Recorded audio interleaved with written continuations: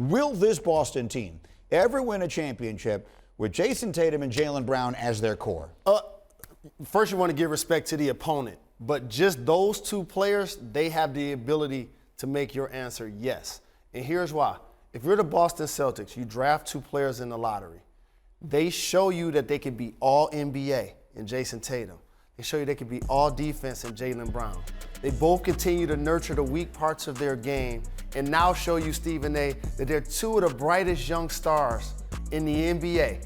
Ain't nobody in the draft this year better than them. As a matter of fact, ain't nobody in the draft next year better than them. You nurture those players, you build around them. You do not break them up. Oh, and by the way, how old are they? 22? 22 and 24. 23? I want to echo something. I got to give Jaylen some credit for something that he said last week when we were in LA.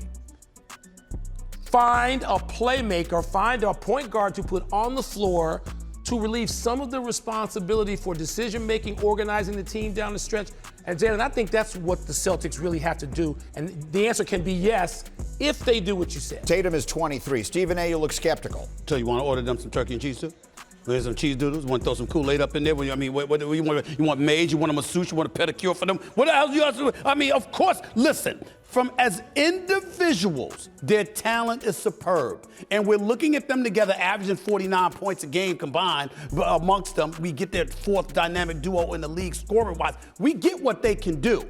But they don't work together. When one is doing something, the other is standing around spectating. They don't work together. So either you got to get that point guard, like you said, you got to get a coach, or you got to get both. Now, if you can't for whatever reason, then the other alternative is to use one to get a bunch of parts to supplement the one that you keep. I'm not saying I would part ways with them. I'm saying it has to be an option based on what we're seeing because they play together, but they don't play together. Could Jalen Brunson be that guy?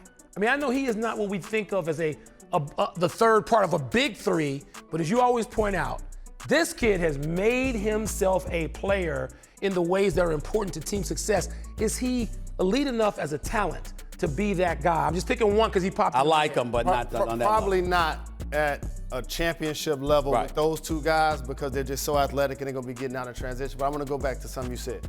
The Boston Celtics, when they had an all-star level point guard, they were making it to Eastern Conference Finals, and they were amassing draft capital. The mistake, obviously they won when they traded Isaiah Thomas while he was injured, and then you get Kemba, but then Kyrie's the one that got away. And now they're still trying to search. You let Scary Terry go. Wait a minute. Kyrie the one that got away. When he was there with them, there were leadership issues. What are you talking about? Thank you for watching ESPN on YouTube. For live streaming sports and premium content, subscribe to ESPN+.